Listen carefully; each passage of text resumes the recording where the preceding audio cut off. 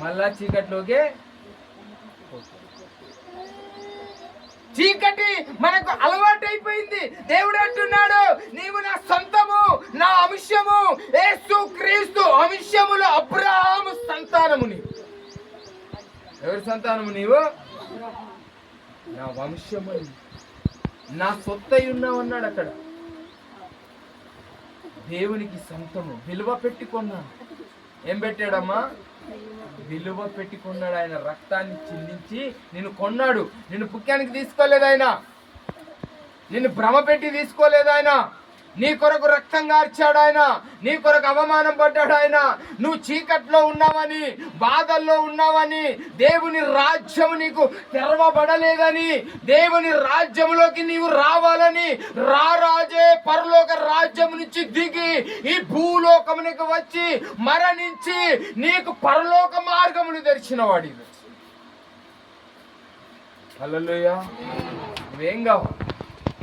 నీ హృదయం మార్చబడాలి.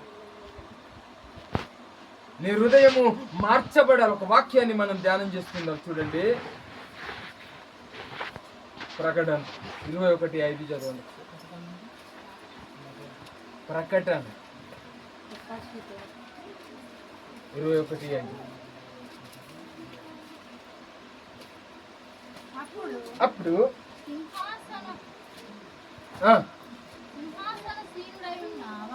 సింహాసన సీనుడై ఉన్నవాడు, ఇదిగో అగగో సమస్తమును నూతనమైనవి చేయుచున్నానని చెప్పాను. మరియు ఈ మాటలు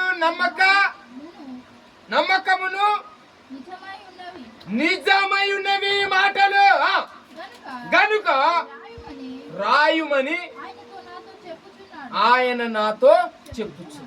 చూసావా ఎవరు చెప్పారట? ఈ పత్రిక, యోహాను పత్రిక ఎట్లా రాయబడ్డదో మీకు తెలుసా? యోహానే రాశాడు, కానీ ఇక్కడుండి రాయలేదు. ఆయన పరలోక రాజ్యంలో ఉండే రాశాడు.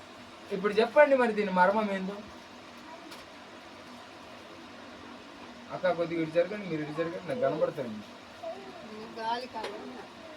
ఎక్కడుండి రాశాడు ఈ పత్రిక? ప్రకటన గ్రంథం. పరలోక రాజ్యంలో ఆయన ఎట్లా పోయి రాశాడు? సాగర్ చూడు, మళ్ళొకసారి ఆ మాట చదవచ్చు. అప్పుడు అగో సింహాసన సీనుడై ఉన్న వాడు, ఇదిగో సమస్తం ఏమైపోయింది? నూతనమైనదని చేయుచున్నాను చెప్పాను. మరియు ఈ మాటలు నమ్మకముగా నిజమైనవి ఉన్నవని కనుక రాయుమని చెప్పేసి. హల్లెలూయా. అయ్యా యోహాను, సమస్తము నూతనమైందయ్యా. ఈరోజు సమస్తము నూతనమైంది మాకు. ఎందుకో తెలుసా? పాపులందరికీ రక్షణ తెలుసా? కులం మతం భేదం లేదు క్రైస్తవంలో. చిన్న పెద్ద తేడా లేదు. ఇంతకుముందే చెప్పాను కదా, తెర ఏమైపోయింది? చినిగిపోయింది. చినిపో ముందు నువ్వు గాడనే, నేను గీడనే. ఏం తెరవబడ్డది? సమస్తం అంతా ఏమైపోయింది? నూతనముగా మార్చబడతా ఉన్నది. యోహాను రాయి, నువ్వు వీటిని నమ్మాలా? ఇది నిజమని రాయి. ఇది నమ్మకపోతే వాడు ఎత్తుడే అని రాయి. తెలుసా? నువ్వు చీకట్లో నుండి వెలుగులోకి వస్తున్నావు. నూతనంగా మార్చబడింది. యేసుక్రీస్తు చనిపోకపోతే మనం అందరము పాపలమే, అందరము నరకానికి వెళ్ళాల్సిన వాళ్ళమే. ఆయు వర్షం ఉండేది కాదు. ఎక్కడ పడితే అక్కడ వ్యభిచారాలు, గువ్వలు, పాపములు, నరగడములు, చంపడములు అనేకములు జరిగేటి. యేసుక్రీస్తు చనిపోయాడు కాబట్టి రక్షణ ఈ రోజు మనందరికీ సిద్ధపరచబడింది.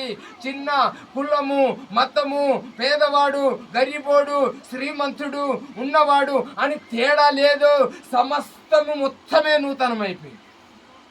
నమ్ముతున్నావా? యోహాను రాయి అని యోహాను ఇక్కడ ప్రార్థన చేస్తూ ఉంటే ఆయన ఆత్మ అక్కడికి వెళ్ళిపోయింది, అక్కడ పోయి రాస్తాడు. అర్థమైందా? ప్రార్థన ఎక్కడున్నది? భూమి మీద. కానీ ఆయన ఆత్మ ఎక్కడున్నది? పరలోక రాజ్యం. అక్కడ సౌండ్ని రాశాడు. నేను ఇంకా పాతగానే ఉన్నాను, ఇంకా నేను మార్చబడతలేనంటే నీవు చేసుకుంటున్నావు.